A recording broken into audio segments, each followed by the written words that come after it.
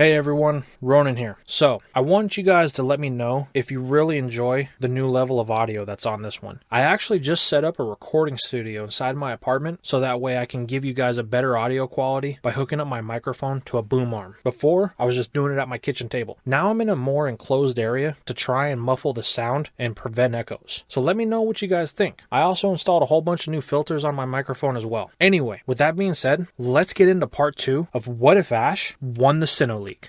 We pick back up with the attack that Paul levied against Ash and Chimchar. Electabuzz isn't letting up. Ash, yelling to Paul to stop his assault, tackles him and a fight breaks out between the two of them. This gets Electabuzz's attention and it concedes its attack. This causes Ash to stop his attack on Paul as he wants to check on Chimchar. As Ash takes a step towards Chimchar, he calls to it. In response, it makes a noise. Then, it suddenly erupts in flames, engulfing Electabuzz as it attacks relentlessly. Chimchar is savage. It attacks anything in sight with its blaze-induced strength. This blind rage is decimating everything. Ash even sends in Gible and Weasel to help stop it, but nothing is working. Paul watches what's going on, starting to realize he gave up on Chimchar too soon. It was on the edge of unleashing its power. All he can do now is look on as Ash and his friends try to subdue Chimchar. Eventually, with no other options, Ash throws caution to the wind and does what he does best. He puts himself at risk by clutching the enraged chimp, accumulating burns and scratches until Chimchar tires out and faints. Ash rushes Chimchar to the Pokemon Center as Paul looks on. Later, Ash and his friends are waiting on Nurse Joy to update them when Paul makes his presence known, claiming that he is here for his Chimchar. Ash, enraged that Paul would even think that he would be allowed to walk away with Chimchar, approaches Paul, ready to incite another fight, when they are stopped by Brock. Brock asks Paul why he would even think that he had any claim to Chimchar. Paul says he's its original trainer, and as such, he will be the one to claim it. Ash angrily starts to yell at Paul, telling him that he's a fool if he thinks that Ash would let him walk out of here after the stunt he just pulled. Brock tells Ash to hold on. Paul does have a claim to Chimchar, as it was his Pokemon. Why don't we wait for it to decide who its trainer will be? Ash doesn't like this, but ultimately does what Brock says. In the morning, when Chimchar wakes up, Ash is asleep right by its bedside. It has no idea what happened or how it got there. Ash wakes up, asking if it's okay. Chimchar gives a little nod, even though it's still in minor pain. Then, Paul walks in, telling Chimchar it's time to go, holding up its Pokeball. Chimchar gives a confused look. It thought Paul wanted nothing to do with it. Brock then comes in. Hold it, he says. We need to give Chimchar the decision. Paul reluctantly puts the Pokeball away. Ash then says, Chimchar, do you remember what happened at the tournament yesterday? Chimchar looks at Ash a bit confused, but then flashes start to appear in its mind as everything comes rushing back. The power. Chimchar had never felt anything like it before. It's at that moment Paul makes his case to Chimchar. You remember that power, don't you? After all the work we put in, you finally unlocked it. Chimchar, you should come with me. I can help you further your strength. Chimchar thinks to itself, Paul is somewhat right. They did put in a lot of work. Why throw it away now? Ash then tells Chimchar that he shouldn't trust Paul. Doesn't it remember what caused it to rampage like it did? Paul just attacked it without warning. Paul claims the attack just helped Chimchar open the door to its blaze ability. Why should it matter how it was achieved? This rings with Chimchar. What Paul promised. It finally happened. But Ash won't stand for this. The way Chimchar has been treated by Paul, it's just not right. Ash is very vocal in his disapproval of Paul and his methods, saying that Chimchar doesn't need to go through that kind of pain to obtain strength. Chimchar can become strong without that kind of struggle. Paul interrupts Ash, saying they could go that way, but look at his other Pokemon. You can see the results. This edges Chimchar more towards Paul's side of the argument. That is, until it fully remembers the events of the prior day, when Ash put himself in harm's way to save Chimchar. This ultimately makes Chimchar's choice for it, as he sides with Ash, definitively choosing him over Paul. Paul tells it that it's weak physically and mentally. That is one thing it and Ash have in common, and it will never change. Paul then tells Ash that the next time he steps in the way of his training, it'll be the last time doing so. He then walks off as Ash and his friends look on. Later on, Ash contacts Professor Oak to inform him about his newly caught Chimchar. He tells Oak about the events with Paul and how Chimchar rampaged in Blaze. There is one thing Ash decides to leave out. Blaze kinda scares him. He's familiar with the elemental power-ups that the starters get, as his Sceptile had used his Overgrow on many occasions. But the power Sceptile exerted was nowhere near Chimchar. Keeping this fear to himself, Ash hangs up, and the next morning, the trio head out for the site of the next contest. Now, the reason why I set up where Ash experiences Chimchar's Blaze early. I wanted to add more of a dynamic to the rivalry of Ash and Paul. Yes, they do have a good rivalry in the anime, and it was one that was replicated poorly in later seasons. I feel that if Ash was able to unlock Chimchar's Blaze ability right after Paul released it, Chimchar and that brief notion that it might return to Paul would provide a deeper layer in Ash and Paul's rivalry as of now. Paul not only would want to prove Ash wrong, but he would want to prove Chimchar made the wrong choice, driving Paul to another level of power and skill, which in turn would force Ash to another level of skill as well, on par with his later counterparts in the series. With that, we arrive at the events of The Rise of Darkrai. Now you guys know I love including movies in my rewrites, and there's a very important reason for this inclusion. Our team arrives in Alamos Town. Now this is where we're going to change things a little. Ash and Dawn are actually here for their next contest. This one goes surprisingly well for the duo. Ash chooses to use Chimchar and Gible as they are the newest members to his Pokemon team. While it shows that the duo isn't really cut out for the contest scene, what does set in motion is a sort of kinship with Chimchar and Gible. As during the contest, Chimchar can see that Gible is struggling with mastering Draco Meteor. Gible's struggles reflect Chimchar's own, but what it doesn't reflect is its approach to the problem. While Chimchar fears its power of Blaze, much like Ash, Gible fully embraces the destructive power of Draco Meteor. It wants to control it, tame it, and master it. The resolve Gible shows in its own quest of power inspires Chimchar, but that doesn't mean its journey will be one of ease. After the contest, Ash and his friends find themselves in Godie's garden. When they encounter Alice and Tonio in the garden, they learn the legend of the time-space towers and how Godie built them after experiencing a nightmare one night. The garden was built with the idea of blending nature with Pokemon and man. When above them, in the sky, they notice a flash, but nothing comes of it. This does, however, trigger a very important event. Darkrai, the nightmare Pokemon, attacks everyone out of anger. This is where Ash first encounters this Pokemon. Ash does his best to battle against Darkrai, even though Alice pleads with him and Darkrai to stop. She tells Ash that it normally isn't like this. However, Darkrai just repeats the same thing. Leave. No one can understand why Darkrai is enraged. Ultimately, a mighty blast envelops the area, capturing the attention of Darkrai. Everyone looks up to see the deity of time itself, Dialga. Darkrai immediately goes on the attack. While the legend of space, Palkia, becomes known to all, it is at this point that the pieces all fall into place. The group puts together that Darkrai was only hostile because Palkia had invaded its territory. Then, Alice and Tiano realize why the time-space towers were built. Now the team of would-be saviors set out to end the conflict between the two titans of terror. Ash, in an attempt to help Darkrai, enters the battle with all 6 on deck.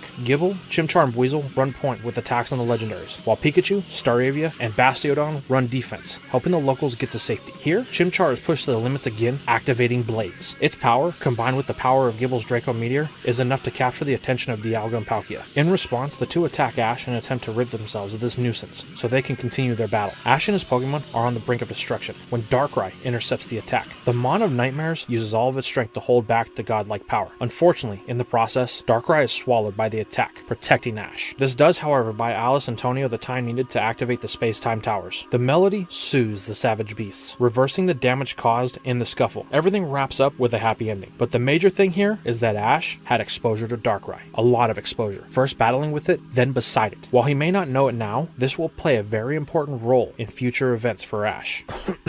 Foreshadowing. We now enter the next episode on the agenda, Tears for Fears. In this episode, we see Chimchar come to terms with the situation it's in. Things with Ash and his friends are different. The chimp Pokemon now has to take in the drastic change of environment. After it gets separated from Ash and spending time with Meowth of all people. And I say, this is a perfect moment to demonstrate how underutilized Meowth is in the anime. Anyway, Chimchar then returns to Ash only to be confronted by a squad of Zangoose, its greatest fear. But this time, Ash is by its side. Ash tells Chimchar, don't worry, it's not the only one who's afraid, telling it that he is also afraid that he can't help it with his Blaze ability. Ash tells Chimchar he's no longer afraid though. After seeing it battle Palkia and Dialga, Ash knows that Chimchar will master it one day. But for now, let's focus on getting stronger without the use of Blaze. This one comment gives Chimchar the confidence it needs to overpower the Zangoose, learning Flamethrower in the process. Now, let's pop into the next episode, the Keystone Pops. This episode starts off simple enough. We see Ash and Dawn having a practice battle, but after an attack goes awry, destroying a local monument, they free a Pokemon with the vengeance and fury of 500 years, Spiritomb. This Pokemon ravages the land, laying waste to everything in sight. After hearing the local legend of the hero and his Pikachu that sealed the Keystone Pokemon away, Ash feels responsibility for the anger he's unleashed upon the world. With this burden on his mind, Ash and Pikachu confront Spiritomb, leading into the next major change. When Ash and Pikachu best the Ghost Dark type, he wants to make sure no one will ever have to be able to unleash it again. So, instead of sealing it away again, he throws a Pokeball at it. The first one fails, but after a supercharged Volt Tackle from Pikachu, Ash is able to capture the Mon, adding it to his team. Ash realizes that he can't leave Spiritomb with anyone but himself at the moment, so he makes the decision to send Bastiodon to Professor Oak so it can be studied. After this are a few episodes of filler where the team gets to meet a new Pokemon, Bibarel, Probopass, and Luxray. Leading our heroes in the next leg of their journey, Team Shocker. Here we see our heroes enter the Solaceon contest. Both Ash and Dawn enter. The ribbon ends up being won by Jessie, while Dawn struggles with the loss, but Ash finds out an important detail about his newest Pokemon, Spiritomb. It is an attention whore. It loves to be praised. With this relationship, Ash now has a firm way of getting through to Spiritomb, with one major drawback. Spiritomb will only listen to Ash when Pikachu isn't around. It doesn't trust the electric mouse, as it's a constant reminder of its 500 years of imprisonment. This creates an interesting dynamic. Ash now has to find a way to bridge the gap between Pikachu and Spiritomb. After Dawn gets some much needed coaching from Zoe, we move on to the next episode. Riding the Winds of Change. This is a very important episode. In the original timeline, Ash caught a Gligar in this episode, as Paul caught its evolution Gliscor. This episode, to me, always had a lot of problems. One of them is the fact that Paul caught a Gliscor. This meant that due to Paul's battle style, Ash would never really get a chance to battle it, outside of one battle that happens later, and we as fans never got to see how Paul would use it. The second problem is something I said that I would address in the first part of the series, and yes, one of my subscribers caught it. The problem with Ash's Sinnoh team. These are the Pokemon caught during Ash's Sinnoh quest. Out of these 6, 4 of them are weak to ice, and out of those 4, 3 of them have a 4 times weakness to ice. This weakness played a future part in a lot of battles and the Pokemon Ash used, like the battle where Volkner. Torterra got One Punch Man by his Electivire and its Ice Punch. So, with all those reasons, as much as I love Gliscor, and I do use it in a lot of my playthroughs when I replay Diamond, Pearl, Platinum, Ash won't be catching it here. Now that we have that very painful experience out of the way, let's move on to the next leg of our journey, Ash arriving in Veilstone City, and the 4-part miniseries that is Ash obtaining his 3rd badge. Upon arriving to the gym, Ash finds a gym leader that's a shell of her former self. Maylin is very depressed. She lost to none other than Paul, a very one-sided battle that has shaken her confidence so much she refuses to have another gym battle. But with the urge of her ace, Lucario, and Dawn, Maylin comes back around accepting a gym challenge from Ash. From here, the battle plays out the same, as Ash has all this Pokemon that he used in the original, ending with a tie between Weasel and Lucario. Here is where we prompt another change. Ash and Weasel are not happy with this tie, as in the original, so they won't accept the badge. This prompts a session of training, where Ash meets Reggie, Paul's brother. Here, he is introduced to the move Brave Bird, and he spends a few days mastering the technique. During this time, Ash and his friends learn more about Paul and the reason he battles the way he does. After Reggie, his hero, lost to the Pyramid King Brandon, Reggie changed his outlook on things, changing into someone who wanted to focus on breeding and raising Pokemon. Paul couldn't handle this change, however, so every move he's made since then has been an attempt to prevent the same fate as his brother. After intercepting and thwarting the plans of Team Galactic, Ash makes his way back to the Veilstone Gym to rematch with Maylin. This time, things go much more in Ash's favor. He uses the same Pokemon, but with the twist. Staravia now has Brave Bird, and Weasel has a new ability as well. Ash has been training with it to keep its Aqua Jet up for longer periods of time, allowing it to use it as a shield to increase its endurance as well as increase its speed. Though it can only maintain this for short periods of time, in the end, Weasel is able to outlast Lucario and obtain a decisive victory, getting Ash the Cobble Badge. With that, Ash and his friends move on from Veilstone City for their next adventure. During this time, some things happen. First, Ash and his team come across a Riolu that was kidnapped by none other than Pokemon Hunter J. Now, I know some of you think that Ash should have caught this Riolu. While I can see the validity in that argument, I actually don't think that Ash should have. It's clear that Riolu had its own goal to get home. While you could say it could join Ash temporarily, like Lapras did in the Orange Islands, or Larvitar did in the Johto League, I don't think that this provides any substance to the story. In the end, Riolu would just end up leaving. It would defeat the purpose to have Riolu there, build a story, and then poof, it's gone. As far as Lapras is concerned, it was part of the story, as Ash needed a ride through the Orange Islands. So I'm sorry to say, no Riolu. The next thing is that Ash, Dawn, and Brock end up at the port of Lake Valor, awaiting on an old friend, May, from Hoenn. She has come the whole way to Sinnoh to compete in the Wallace Cup, a Pokemon contest named after the champion of the Hoenn region, Wallace. The group ends up meeting up with Wallace and his Milotic. They find out that he will be judging the contest, putting the pressure on May and Dawn. Ash also enters the contest with Weasel to hone his skills with Aqua Jet. Ash ends up making it to round 3 this time, losing out to Dawn. In the end, Dawn beats May in the finals, winning herself the next ribbon and moving our team on to their next venture.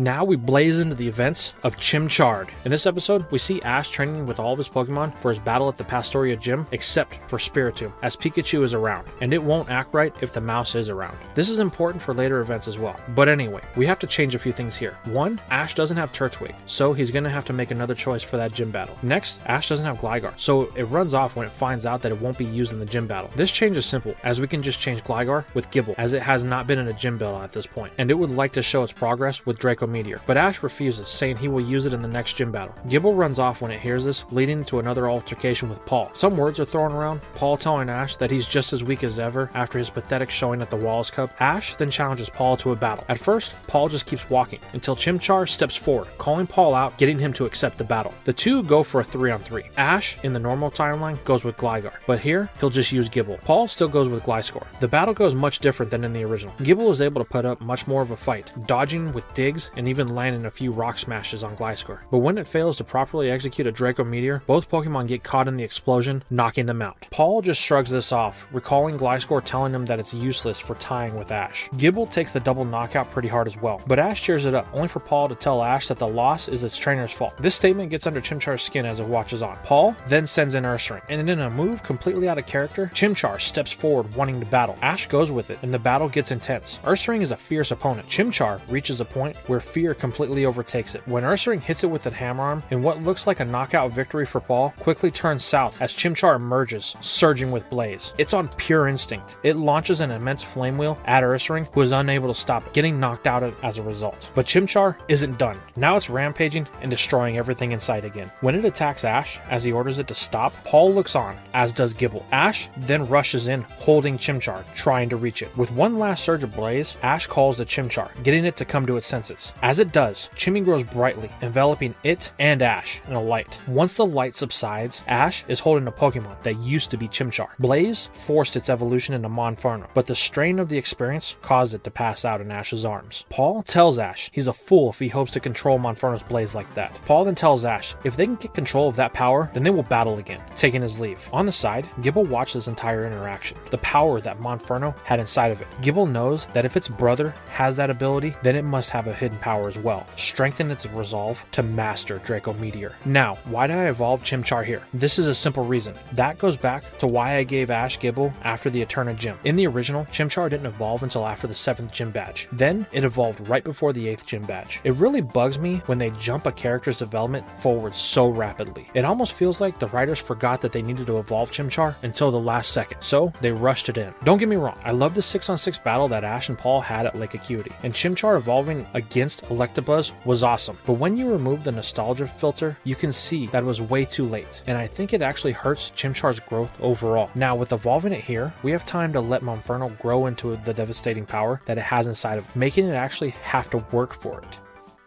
Now, let's get into the next event of Pastoria City. After Brock's Krogunk becomes king of the Great Marsh, Ash gets to have his 4th gym badge of the Sinnoh region against Crasher Wake, the Rey Mysterio Sinnoh.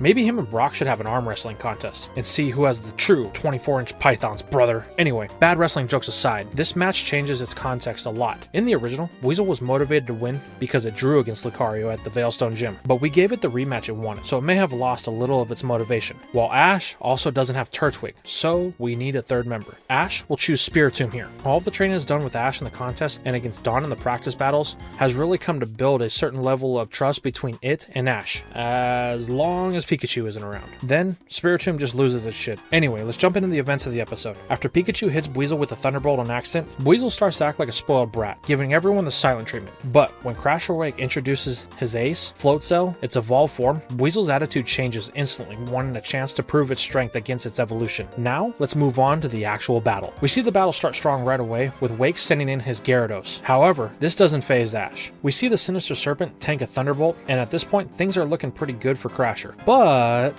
things rapidly head south when Pikachu uses a Volt Tackle in midair, leveling Gyarados, winning Ash the first battle. Next, Crasher sends in Quagsire. Ash knows that Pikachu won't do well here, so he recalls it. Normally, he would send in Turtwig here, but he chooses to go with Spiritomb. This does create a problem when Pikachu is by Ash's side, and Spiritomb decides to attack it. Ash tells Pikachu to sit on the sidelines with Brock and Dawn for now, so Spiritomb will battle uninterrupted. Quagsire tries to be very defensive in this battle. It tries to overwhelm Spiritomb with its endurance, but there's only one problem. Spiritomb is far more defensive than it. The Spectre of the Stone uses high impact moves like Hyper Beam and Dark Pulse that push through Quagsire's defense, knocking it out. Next comes out the Ace of Wake, Float Cell. Ash knows that Weasel wants this battle, so he recalls Spiritomb and sends it in. From here, everything plays out as normal, just like in the anime. Weasel doesn't really cut it at first after Floatzel proves that it has power that can't be taken lightly. Ash then sends back in Pikachu after Weasel gets confused. The electric rodent puts up the best fight it can, but Floatzel is well equipped to deal with electric type Pokemon, and Pikachu is unable to capitalize due to the earlier battle it had with Gyarados. When Weasel shakes off its confusion, it sees Pikachu struggling against its evolution. This gets Weasel out of the funk it had against Pikachu, and Ash sends it back in. Round 2 goes much different when Weasel uses Floatzel's Razor Wind as a cover to get in close and connect with the Water Pulse at point blank range, knocking it out and earning Ash the Fen Badge. Now we move on from Pastoria City into the very next episode, Hungry for the Good Life. Here we see Dawn capture a feisty Swinub with a huge appetite. Then, we move into the final episode for this part, Fighting Fear with Fear. In the normal timeline, this is the episode that Ash spends training with Gligar to get it over its fear of heights with Gary. We're going to change this to Gible. I think that this is where we could have a good focus on the training it undertakes to master Draco Meteor. Gary being the assistant to Professor Owen, who by the way, I know this is off topic, but doesn't Professor Owen look like an old Nigel Thornberry? Look at it.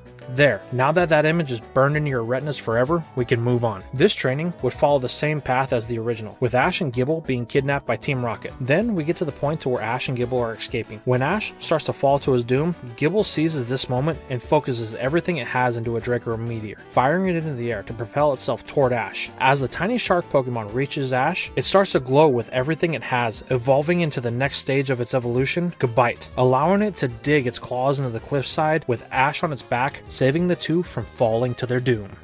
And that's all we have for What If Ash won the Citadel. What do you guys think? How do you feel about all the experiences Ash has had so far? How do you feel about how we've taken Chimchar so far and having it evolve early into Monferno? How do you feel about how Ash caught Spiritomb? And of course, how do you feel about Ash evolving Gible into Gabite? Let me know in the comments down below.